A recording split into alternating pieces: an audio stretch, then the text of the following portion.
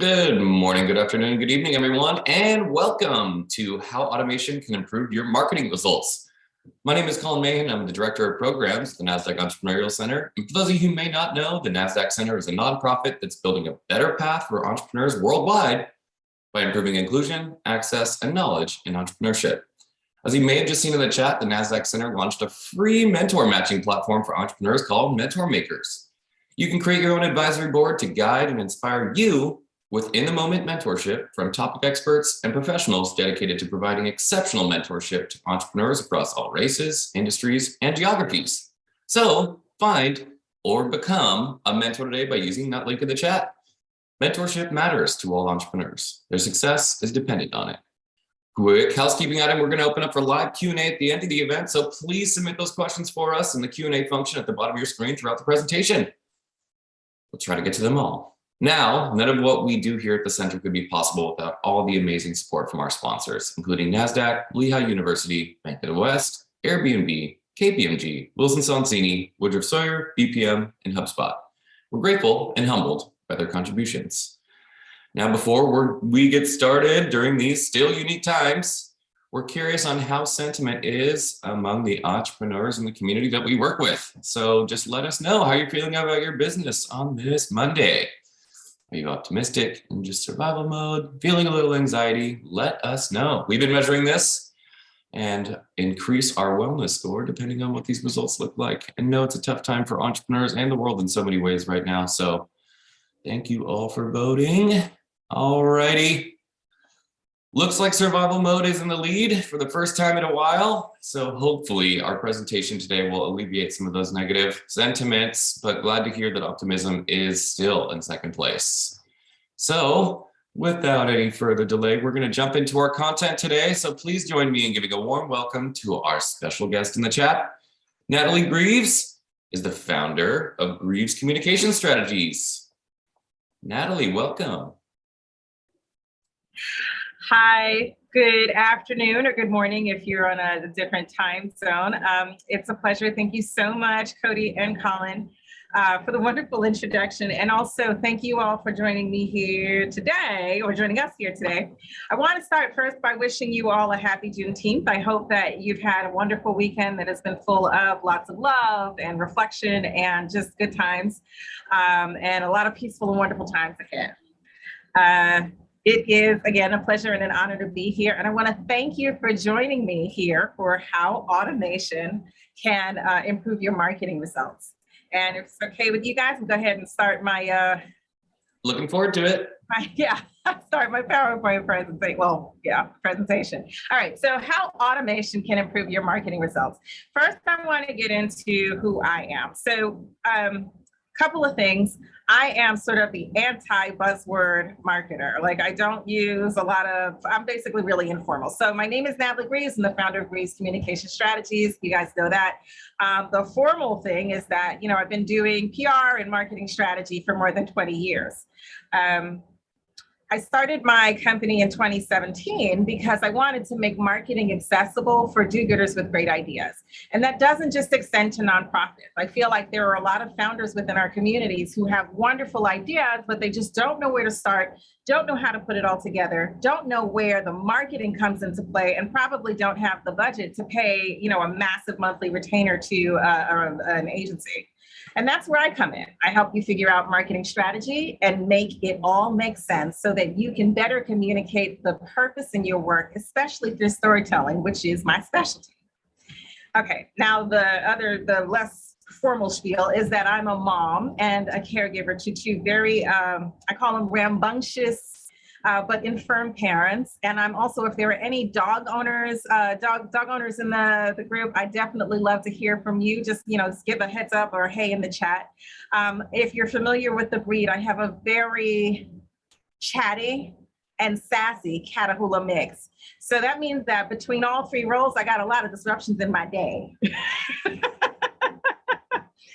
And just to give a little background, I started my company in 2017, and shortly after, maybe the beginning of 2018, one of my parents suffered a very major setback. And as a result, while I was still figuring out where I was or where I was going in my founder's journey, I realized that I didn't have my systems together. A lot of things were not in place. And because of this one major catastrophic disruption, I was experiencing a loss of momentum in how I ultimately wanted to run my business and deliver my vision, build my vision and deliver the services that I love to provide, which is thinking through how to better communicate or thinking through how to help my clients better communicate about the value in their work.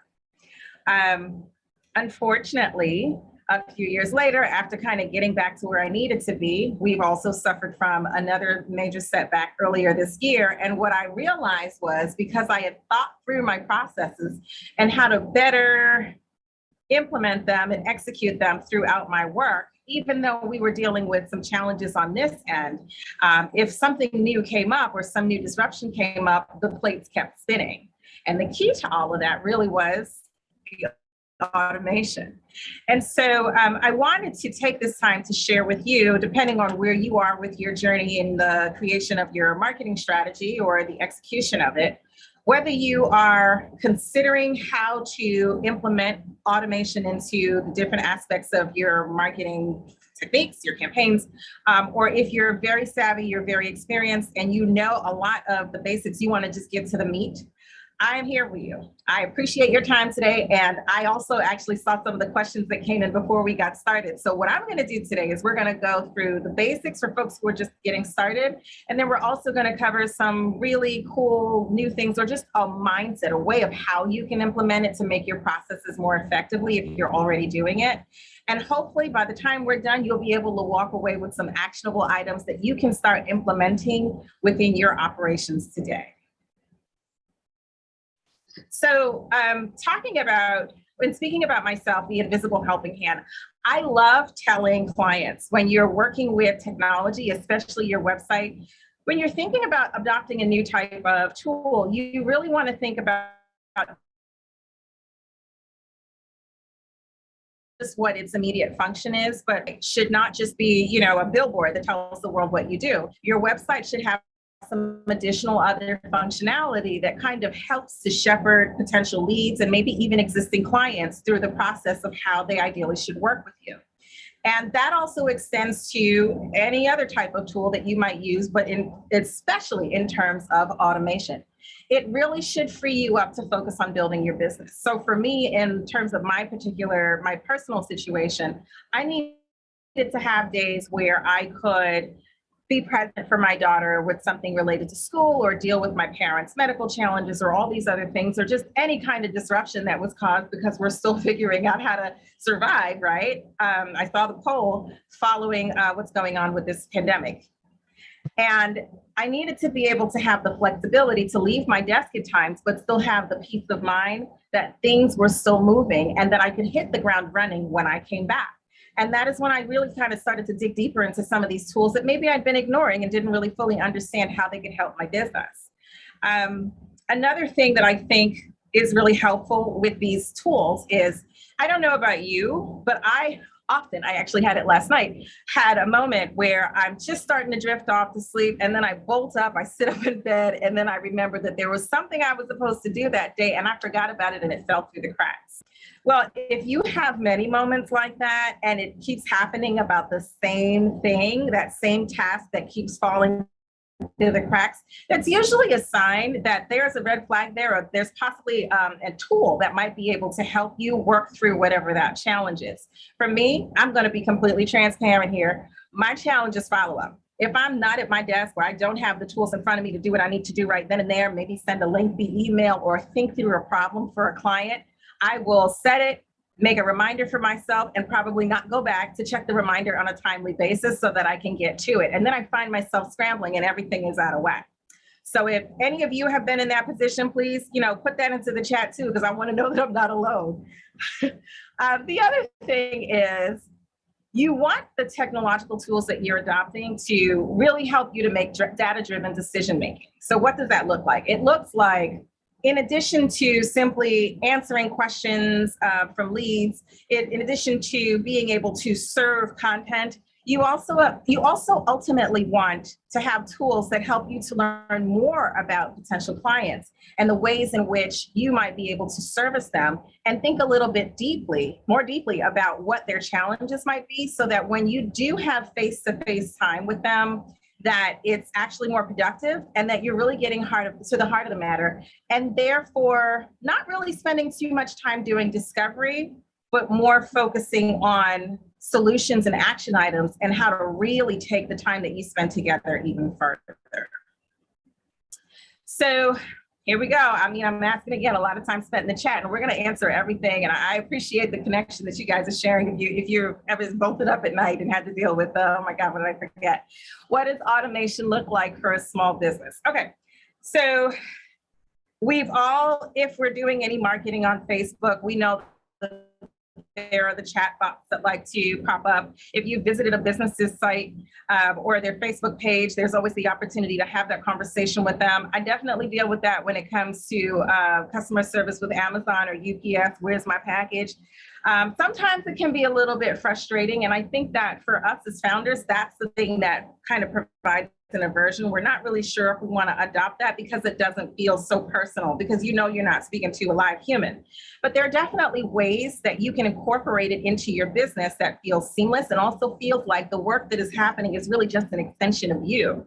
But ultimately, the one thing that you need in order to be successful in your implementation of these automated processes in your business is to have a plan, right? It's all about your process. So for those of us who were just starting out, like where I was in 2017, 2018, when everything blew up, I didn't have a whole lot of processes. I had a mindset of, I've started a new company. I know that the way that I did things when I worked a 9-to-5 job, it wasn't really, I didn't have the same processes when, I'm a founder, because I had somebody else taking care of HR. I had someone else taking care of operation processes. And now I'm the person that's doing it all. And I'm the chief cook and bottle washer. And where in the world am I going to find all the hours in the day to do all these things? Like, I just couldn't find it and I couldn't get it together. And I constantly felt myself playing catch up. And I had been introduced to some customer relationship management software, one or two of them. And I think I had adopted Zoho.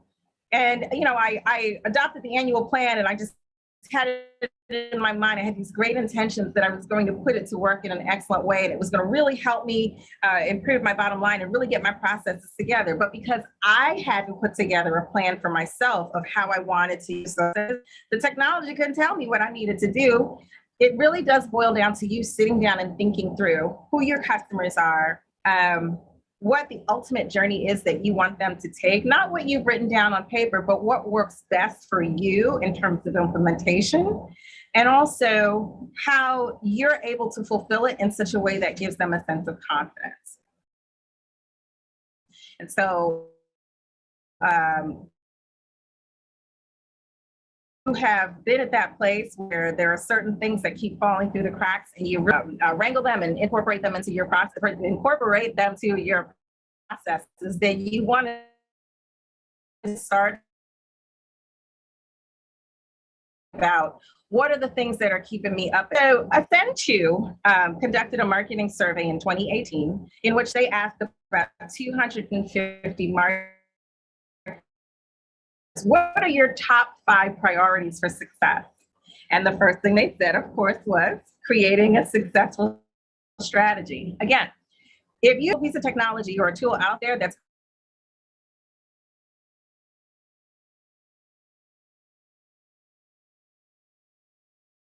you maximize your efforts, because, and more so that than the outcomes. This is where I had an experience where when I started out, and I because I figured my experience with HTML, as I'm a writer, I don't know about color, etc. Blah, blah, blah. And so, there were certain parts of it that looked a little janky. So into 2022,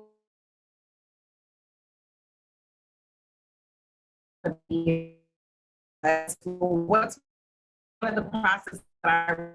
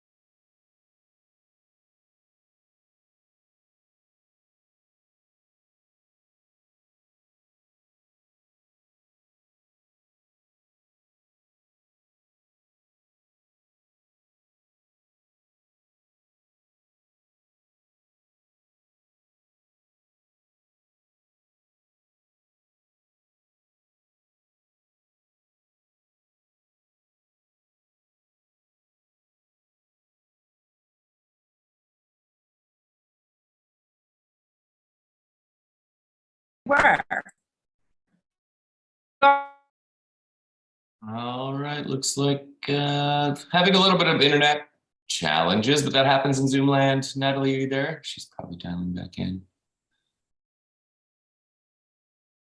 We are recording, Sam. Yeah, it does happen. So hopefully when Natalie dials back in, we will be back up and running. But thank you all for a little bit of patience. It does happen in Zoom land. Let's see. Here she comes back. Hi there. All right, looks like you're on twice. Okay, so hold on a second. Okay, so you can hear me on the computer now. You're great. And then I was Well, out. we're back. And we're back. And thank you. I'm so sorry. I was in, I was out, and then I was back in again. But you guys, I'm back in here. I'm rocking with you, and I'm good. And just so that you know, since it's a holiday, the 10-year-old and the dog have joined. We love that. It's a big family affair. Our top priorities for success. Love it. Natalie, your audio is skipping a little bit. Maybe if you turn your video. Your audio is skipping a little bit. Maybe if you turn your video off, the internet will run a little smoother, and then we can pop back on for Q&A. Okay. Are you using anything else? Okay. All right. How is that? Is that better? Yep. Okay. All right. So here we're going to go for this. So what you ultimately want to do, apologize for the technological difficulties, folks, but this is exactly what I mean when I'm talking about disruption. It comes at you from all sides.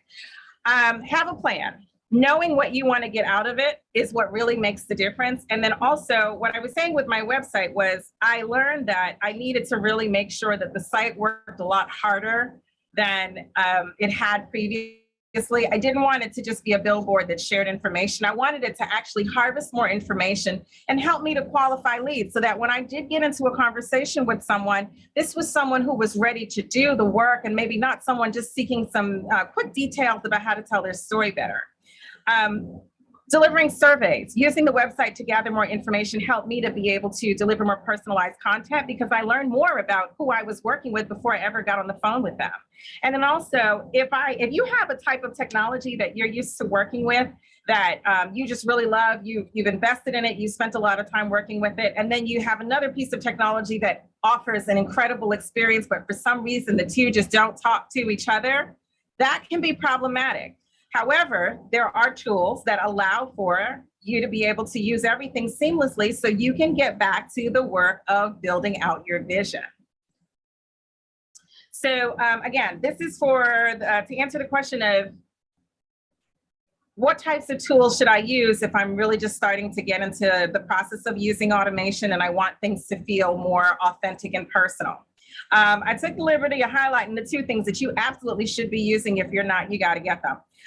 Social schedulers, I think, are really awesome because who's going to sit around at 10 o'clock in the morning and make sure that you're following the guidelines or the recommendations of making sure that you post at a certain time. If you've got meetings and you have other priorities, you're not going to be thinking about it, and you'll probably forget to post, or it will be a pain to have to post across multiple platforms.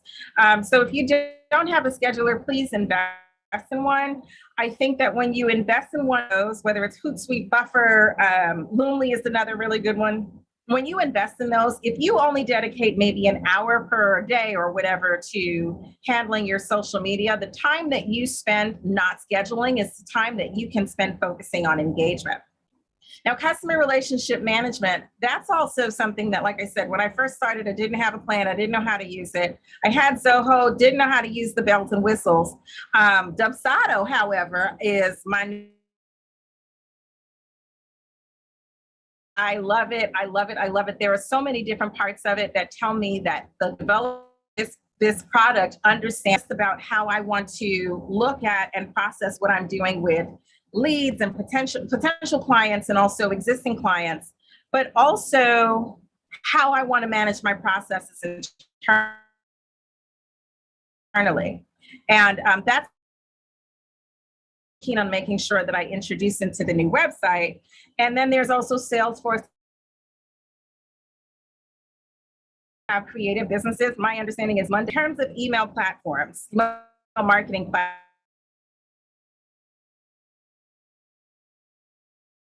MailChimp, since MailChimp was quite simply just launch lead magnets. If you have, here's why lead magnets are amazing. If you have potential customers who come to you to ask you for the same type of advice, same type of information, we're kind of delving a little bit into content marketing, but if they're asking the same questions, there's a possibility that you might want to share your knowledge, right? But do it in such a way that doesn't require you to take time out from having to explain the same thing over and over again. If you share it via a lead magnet and it's delivered via MailChimp, you're able to harvest the information, but also able to share your knowledge in such a way that allows you to kind of share it on a much larger scale than you would have if it were just you. Convertkit, I think, is really amazing because for those of us who you see a course offering or something and you click through to that landing page and it turns out that, you're going to this amazing landing page that's giving you background information, chances are that's just a Convertkit lead page. And the person who's offering this product probably hasn't even had to do any real development work to change up their website. And it's great, excuse me. And then there's Constant Contact. For those of us who have used this technology for some time, because they've been around for almost 20 years, and you don't really want to adopt some new technology and you want something that's accessible and easy to process and to use, that might be the way for you to go. Now, calendars. I don't know that any of us should be at a stage where we are sending emails saying, hey, are you free on Tuesday or, whatever day? Because the truth of the matter is Calendly and Acuity and some of the other products do it for us. Excuse me one second, I'm sorry, the Catahoula is doing Catahoula things. So Calendly is really amazing because it really gives you an opportunity to schedule and then find out how your calendar might be compatible with someone else without you having to do a whole lot of that email back and forth. And like I said, these are all processes that allow to free you up to focus on the things that really matter, especially if you're having to deal with a lot of disruptions. Finally, now this is for some of the folks who, if you've mastered some of the previous 4 things, you're looking at what they call integration apps. I am, again, the anti-buzzword marketer. I am the queen of calling something a doohickey or a thingamajig or something else. I call them connectors. If I've got a piece of technology here that I really love and another one here, and they do amazing jobs and I wish that they could work together to make processes easier for me, but they don't, and that hasn't been developed, there's a very good chance that Zapier, or If This Then That, or Microsoft Flow, I think they used to call it Power Automate, has created some sort of a connecting mechanism that allows these apps to talk to each other. And I'm going to show you how that works. So let's say that you promote your business on Facebook and you actually do receive leads via Facebook, whether it's through the chatbot or what have you, or, mechanism on your page. When those leads come in, what do you do with them? Right? But let's say that internally you're managing those leads by a spreadsheet or Google Sheet, if that's your thing, or maybe some other system. Maybe it's a customer relationship management, that program that is not very well designed to work closely with Facebook. Zapier has an app for that. There are over 22,000 workarounds on this thing, because what they're doing is they're ultimately trying to create solutions that allow you to be able to focus on your operations and keep the plate spinning and keep things moving and continue to work on your momentum, while the developers play catch up and understand better how you're using their technology. Is everyone still with me?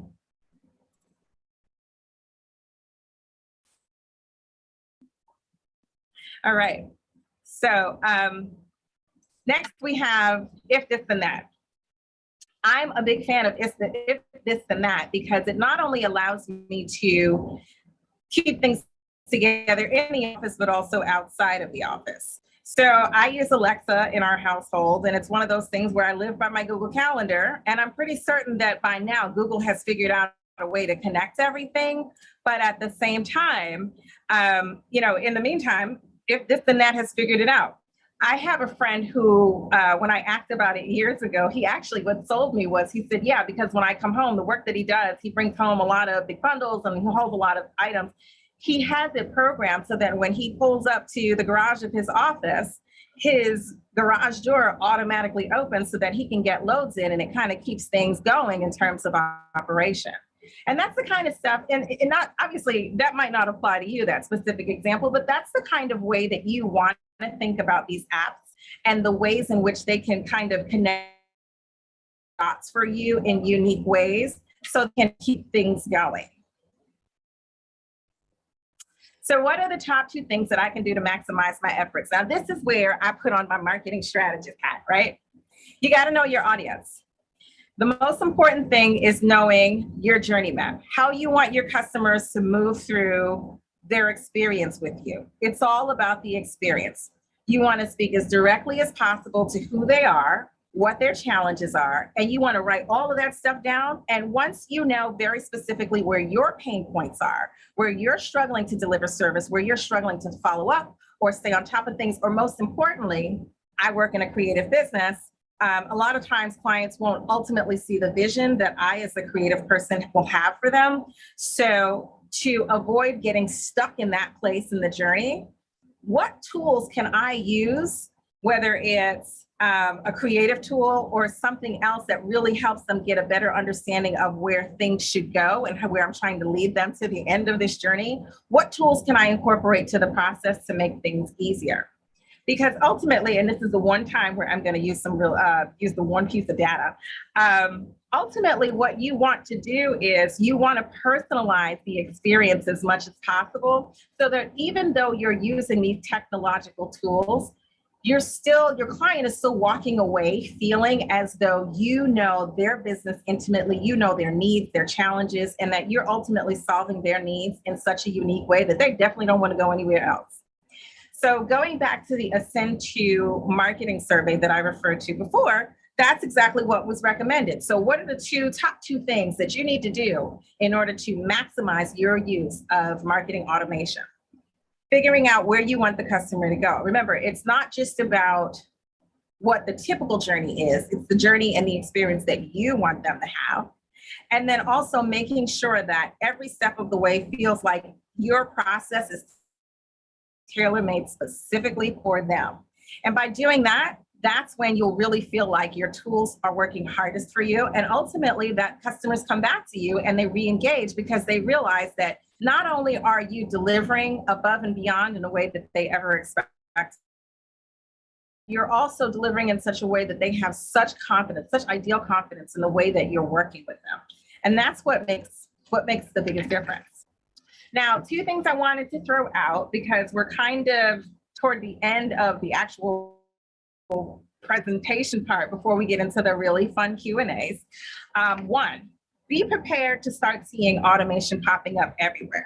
And when I mean everywhere, like I noticed this over the weekend. I was in Dropbox getting something out of my cloud storage, and I noticed, the two keywords, workflow and integrations. When you see stuff like that, that's usually the heads up that the developers who are playing catch up to the Zapiers and the if this then that's are figuring out better ways that their customers are using their products. Dropbox started out as regular cloud storage, right? But now here they are understanding the ways in which founders and other organizations are using their unique cloud storage, what apps they're connecting to, and the ways in which they're using the product. And so they're getting in on the action. Expect to see that across a number of other different platforms and in products that you already currently use that didn't have anything originally to do with automation. And expect that that's really going to be something that is key to helping you maximize your efforts. The other thing I wanted to throw out is, and I'm going to just kind of move on to the stop sharing part because I want to talk to you guys about this. So the other thing is, in our Q&A, hopefully we can talk a little bit about your unique challenges and some of the apps that you're currently using. But most importantly, I want to share two resources that are really key that I love, absolutely love. One is AppSumo. AppSumo is, it's kind of like it's a site that shares new and interesting and fascinating apps. But there are so many new automation tools in there that make life so much easier. And a lot of times they will, see, there you go, Tanya. I love it. I love the innovative ways that developers are coming out with solutions to solve problems that sometimes I didn't even know I had.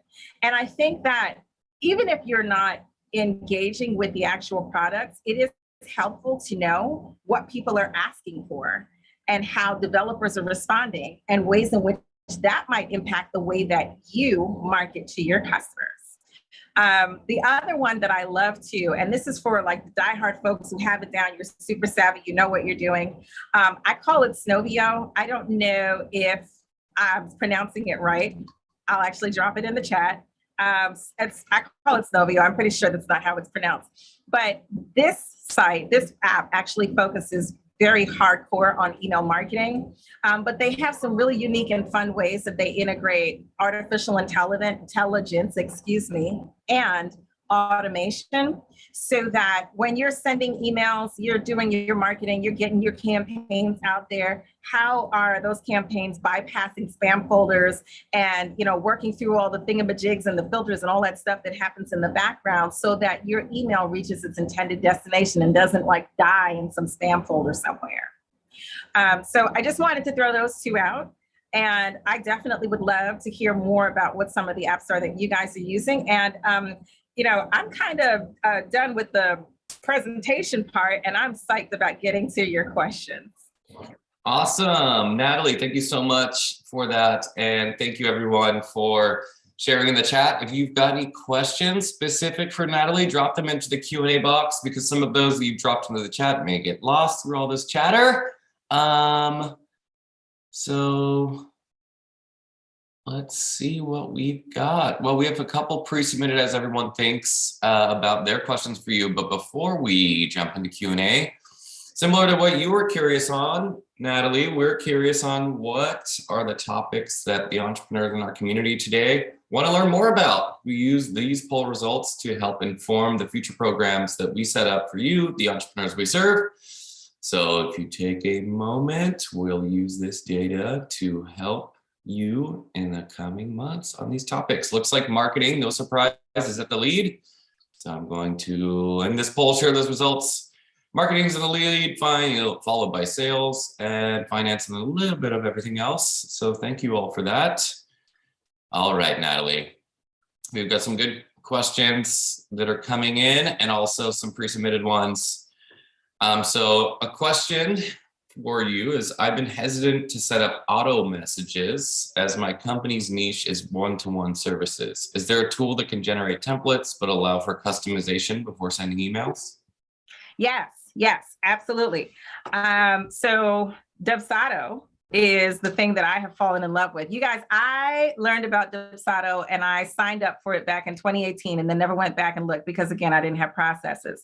And now it is such an important part of this new website because you are able to create customized surveys and forms that almost feel like the emails are coming directly from your inboxes.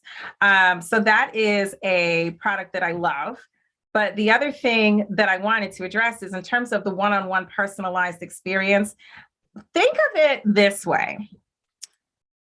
Look at the work that you're using these tools for as a part of the personalization process. Use it as part of your experience. It's not just about a one-way conversation speaking out, it's also about receiving information. So potential leads and also existing clients are going to appreciate the idea that you are asking, really introspective questions about their challenges. Use those surveys to gather information. And again, what I love about Dubsado specifically is that you can really tailor it to make it feel like it just came straight from your inbox. Like you were thinking about their problem at 2 o'clock in the morning and you said, you know what, I have some questions for you. They will never know the difference.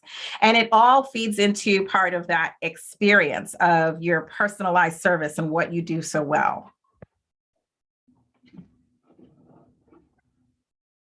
Callie, you muted.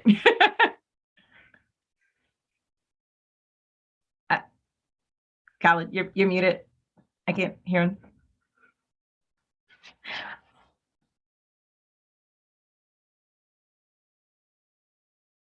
Of course, I did the muted moment. Welcome to Zoom. So another question here. What do you think about VA assistance in helping automation? I think VA assistance is awesome because I actually have a VA, and the reason why I finally listen, pride will be my downfall.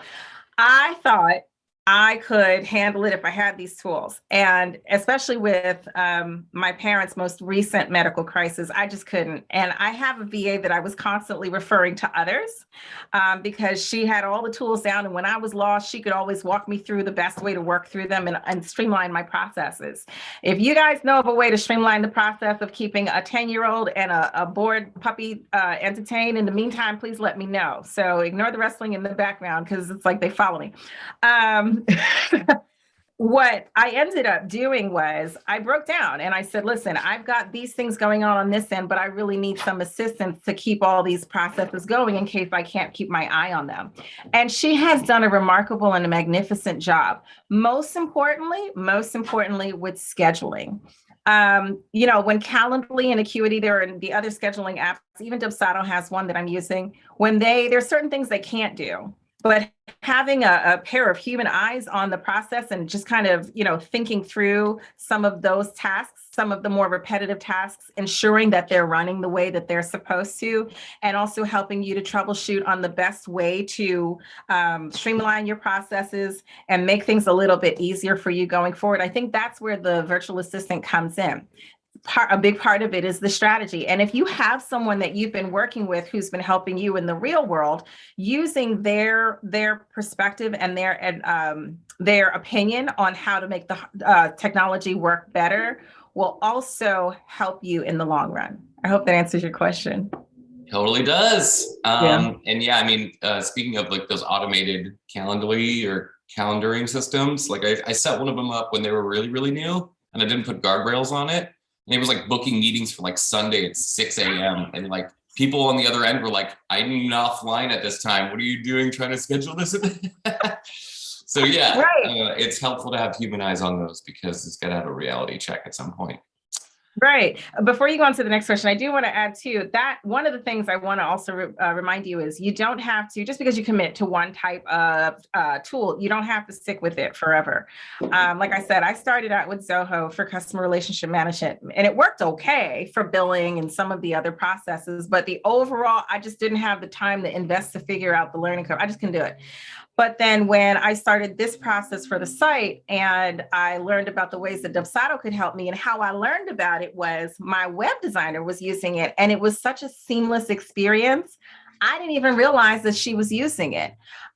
So it really got to the point where, so wait a minute, that email that you sent with the survey and the other questions that you were asking during discovery, that wasn't you. She's like, no, it's a part of my form process. It's one of my forms that I send out in the beginning of every process.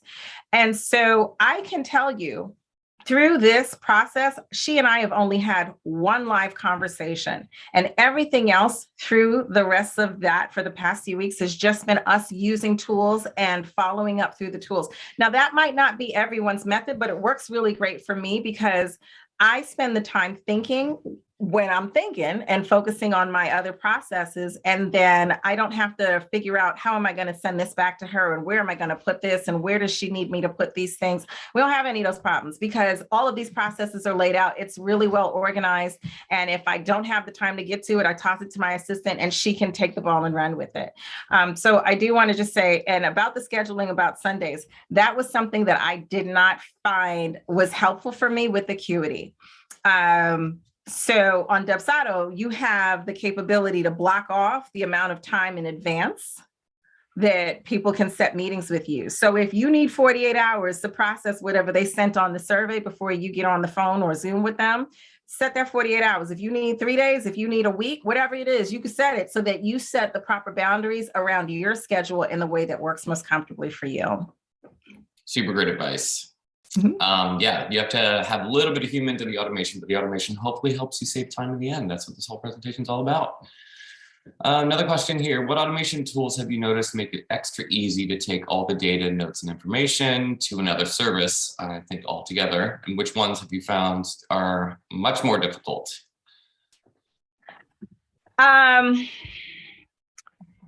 You know, that's a very good question. And you know what I'm struggling with right now? Like, you guys will laugh at me, but I work through voice notes. I'm one of those people, like, with that, if I have to schedule a day to not be at my desk, I want to be able to come back and hit the ground running. And so I totally have voice notes set up on my phone. And there is an app that I just downloaded yesterday called Any.do. And what this does is it allows me to jot down my voice notes as to-do lists using Siri and then send them wherever I need to send them. So if I need to send lists to myself first thing in the morning through my Zapiers and all these other things and set up my process so that my lists come to me and I'm able to integrate it with everything else. I think that that's one of the things that I'm testing right now. I hope that's helpful. What I liked about it more than anything is, obviously, I just downloaded it yesterday. I haven't fully figured out all the bells and whistles, but through automation, I got an email from the founder of the app who said, you know, welcome to the product. And, you know, over the next few days, we're going to walk you through how to use it and the ways in which you can apply it. And I think that that is so critical to founders like us who are busy juggling multiple different things, because I don't have the time to poke around in the dark and figure out the way in which I can apply it. But this founder has let me know in his own way that he's thought through my experience and my challenges, and he's already laid out what the solutions are ahead of time, so that all I have to do is, if I get an email in my inbox every day that says, here's a new thing you're going to learn how to do with our product, it's just a way to look at not just the individual apps, but also the ways in which you're communicating with your clients about how you plan to work with them. And it gave me the confidence that even if I never figure out all the bells and whistles, somebody over there is thinking about what I need and how I can get there. Again, not to keep ringing that bell, but Dubsado is another great one. Let's see, what makes, I think If This Then That has a workaround for everything. And then Zapier too. And I really, like I said, I was reluctant to adopt all these technologies because of pride, and also because I didn't want to get overwhelmed with all these different types of technology doing all these different things and I couldn't keep track of it. Excuse the puppy, doing all these different things. But ultimately, I feel like once you have your process, you can figure out what to remove and then what new additions can help you. I don't know about the call logs, Mike, but I definitely want to look into that as well, because I think I don't think that it can do that. However, what it can do is it can integrate with something else that will allow you to attach your call logs to individual projects and clients as part of the customer relationship management experience. I hope that answers your question. I think it did. Another question is, how long have you used Dubsado? Is it difficult to use? So when I was first introduced to it, I was overwhelmed because I didn't have a process. I didn't know. I literally was just like, well, I go out and I sell things. I sell packages, I sell services, and then I'm supposed to drop them in there. And how often am I supposed to come back here? Like what follow-up emails? I'm so used to just sending emails directly to clients, right? So it sat there. It's sat there for 3 years. And then now that I'm in this process of building out the website and I know how I want people to use my packages, my products, my tools, my documents and strategy, right? How I want them to implement it, walking them through the process. I have been using it nonstop for the past month and a half, 2 months, and I haven't even relaunched the website yet. Yeah. To answer Tanya's question, I see the one about Airtable. I do use Airtable. So I'm a part of a group of speakers called Badassery, if I could say somewhat sound like might be bad words in here, because I see a lot of them offline. And so Badassery is really just a group of really amazing people who are doing fun things all over the world. And when we're going through the recruitment process for new potential speakers, we use Airtable across the network to share notes on, what it is we love about potential candidates, what we think makes them a great mix, a great fit, what we found was innovative and fun about what they've said, and then what they've accomplished.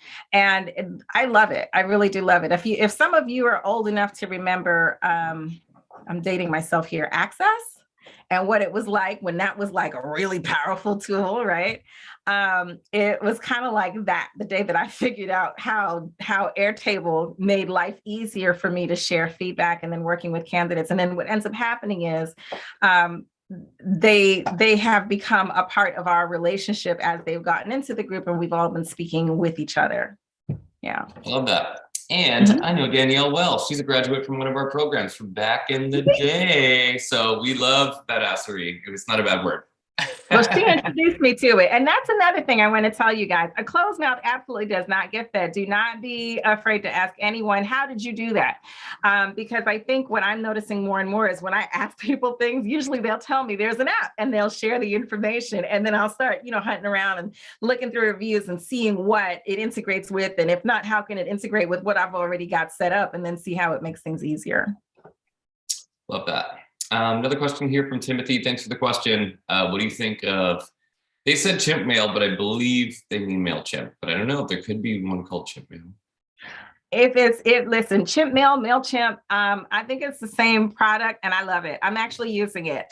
That's another thing that I had an account with them for forever for email newsletters. And when do we have time to send out email newsletters? How often, I'd be very curious if you guys could let me know in the chat, how many of you are actually consistently sending them out, or that's one of the things that falls into, I got to get to this. I'm really not in love with it, or I have to make time for it, but where do I fit it in with everything else? MailChimp has evolved in such a way that I am just in complete awe and inspiration, because it started out as just delivering email newsletters, right? And, that's a pretty stable service. We all need to do it. But now they're delivering lead magnets. You're able to set up workflows so that, like the emails that I'm getting from any.do that walk me through how to use the process. You can use a service like MailChimp to do exactly that, just setting emails, and they're called funnels. And so they're not just for the purpose of leads and getting people in the door, but also satisfying those existing relationships that you have. And what is amazing about MailChimp and what I love them for is the fact that it's very accessible, it's very user-friendly, because a lot of times, in my opinion, like that Microsoft Automate, they speak just past you, and it takes a minute to figure out what they're trying to help you do with the technology. And after about 30 seconds of trying to figure it out, I don't think I want to use the product, because if I have to do all this just to figure out where to get started, why am I doing this to myself? It's painful. So I think MailChimp is really one of the more popular services, and rightly so, because it's just so easy to use. I love MailChimp as well. Let's see. It's super easy to use. Do you have more than one? Do we need to have more than one CRM just to be safe, or just in case? I don't think so. I think that all of the current customer relationship management tools that are out there, they're all pretty amazing. And that's kind of the thing of where we are right now. Everyone, it's almost like there's a race happening where everyone's trying their best to provide the best service and to really think through what our unique needs are as founders. And I think if you're, like I said, if you're not married to one service, check out what another one is doing and whether or not the way in which they communicate with you is helpful to you. And yeah, I think if you sit tight, you're all going to see across the board as these CRMs get more sophisticated, more savvy, because that was one of the issues with Zoho. When I first started with them, half of the stuff they were saying was kind of going over my head, but I really loved the invoicing and I really loved some of the other tools and features. And eventually the campaign side kind of caught up, and that was cool. And that's part of why I was neglecting MailChimp. But ultimately, then I found, like I said, the Desado worked really fantastic for me. However, there are other systems that are out there. ActiveCampaign was another email marketing provider that I understand that they have been really kicking butt in terms of implementing CRM features. And so it all just boils down to whether or not what they offer is something that works with your mapped out process, and also whether or not they're speaking directly to you. I love that. Yeah, there's so many different options based on needs. Well, speaking of a little bit of the data side of things, a lot of these tools provide numbers, engagements, leads, etc. But how do you publish reports, or what's some advice around that? Because there's so many different data points. There are so many different data points. And I think that's a tough question. That might actually be something that maybe I can work with you one-on-one to find out a little bit more about what you're working with or trying to, pull from the data. Because I think overall, what everyone looks at in terms of whether or not these tools are working for you is if, what do your sales look like?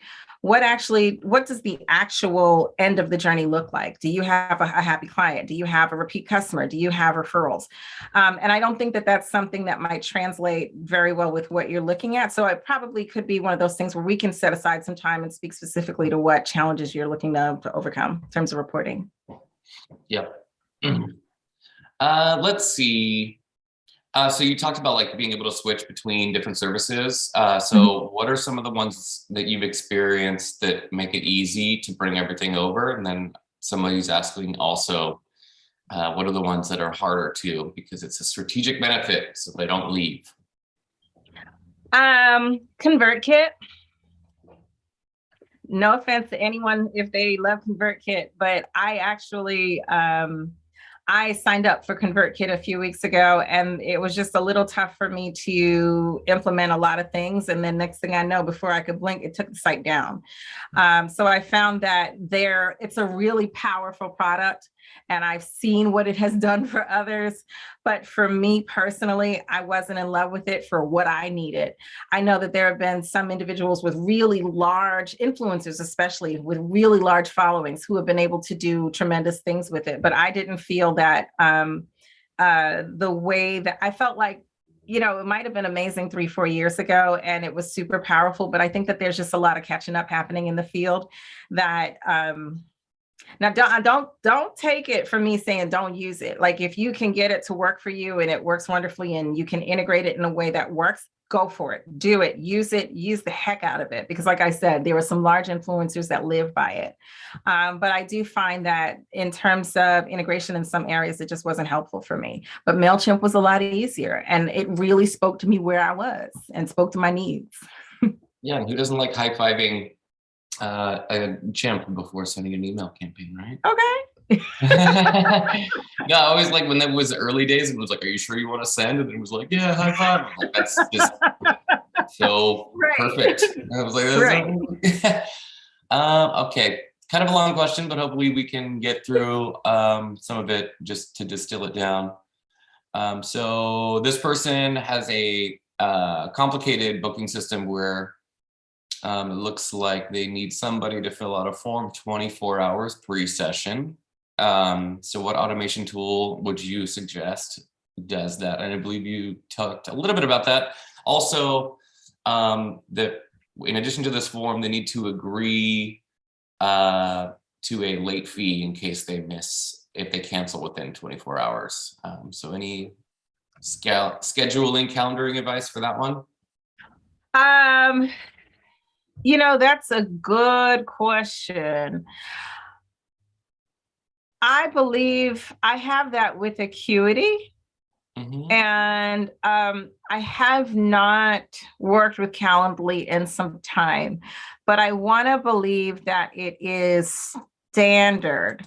I know that a lot of salons use is it Vagaro, Vagaro, .com, and usually those types of services will include a hold or a cancellation period in it. So it might be, I'm pretty certain there might be an app that's very specific to supporting, practitioners in your field where it will have that type of functionality.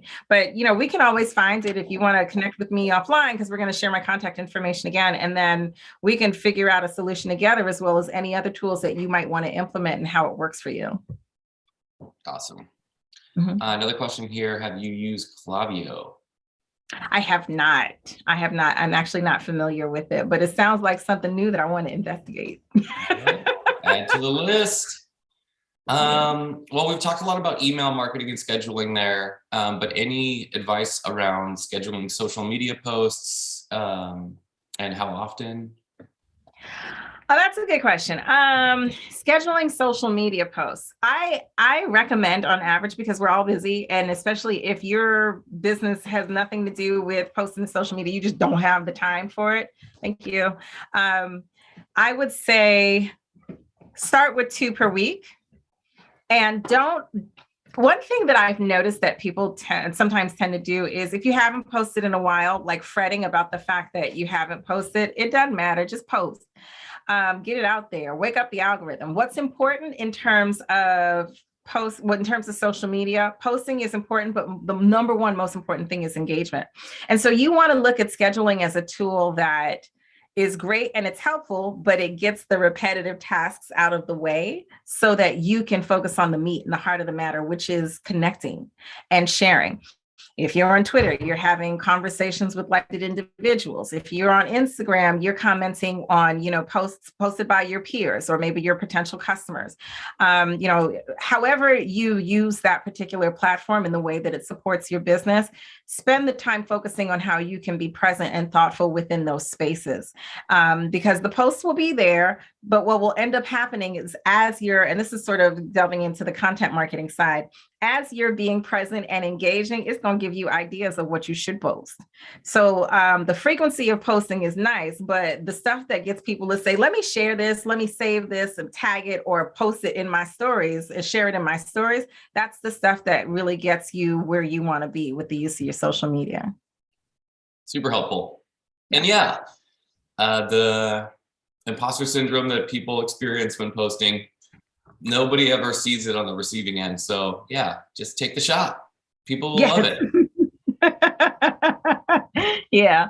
And that's what I say. Like, I have my moments. Listen, depending on what's going on with, my caregiving and other responsibilities, there have been times, especially, we actually dealt with a catastrophic situation involving my parents at the beginning of the year. And I just could not sit down and write my own social media post, which, I'm a marketer, shame on me, but also, it didn't matter, because as long as when I did post, I shared about, hey, I'm here spending time with you today. And also I'm sharing posts that are relevant, that are supportive of my peers, that are parts of conversations in which I present myself as a thought leader. I think those are the things that you really want to focus on, because that's what everyone's there for. They're not paying attention to the frequency. They really just want to know what you have to say and how good you are about doing that. Yeah. Great advice. Well, Natalie, if somebody was going to tune into the last 30 seconds of this presentation, what's one key takeaway you want everyone to come away with this afternoon? Create a process for what you want your customer to do when they're interacting with you, and the automation tools will come. Sound advice. Well, Natalie, thank you so much for sharing your expertise with our community today. And on behalf of everyone on our team, as well as everyone in attendance, we really appreciate you for joining us. Thank you. Thank you so much. And thank you all. Definitely, I do want to keep in touch with you. Cody, I know you just dropped my contact information in there. Email me, get on my calendar, contact me on LinkedIn. I really do want to hear from you. I want to learn, more about the work that you do individually and how, my expertise can help you. And it's not just specific to automation because my specialty is storytelling. So if you have a founder story that you want to share and you need a little help of polishing that and really communicating the value in your work, I'm here for you. And thank you again. Awesome. Well, thank you, Natalie. And for all of you still on the webinar, we appreciate you joining us today, and we look forward to welcoming you back online with us soon. Have a good one, everyone.